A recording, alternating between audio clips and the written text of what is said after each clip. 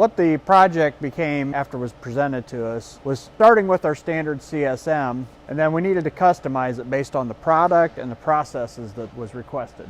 So what they wanted to do was they wanted to be able to produce analytical data for manufacturing, so they needed a product that they could produce over and over and over again and easily customize.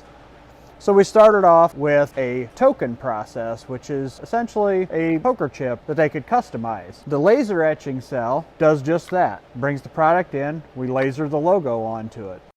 Op30 takes the tokens and assembles them into a clear capsule to protect them. Then it takes a decorative tin, opens it, puts a quantity in the tin, seals the tin back up, and now they have a product that can go to the shelf. The last station, Op40, does a unitized tray pack. That is a order fulfillment based on what was produced, built into a tray by order, unique to every product.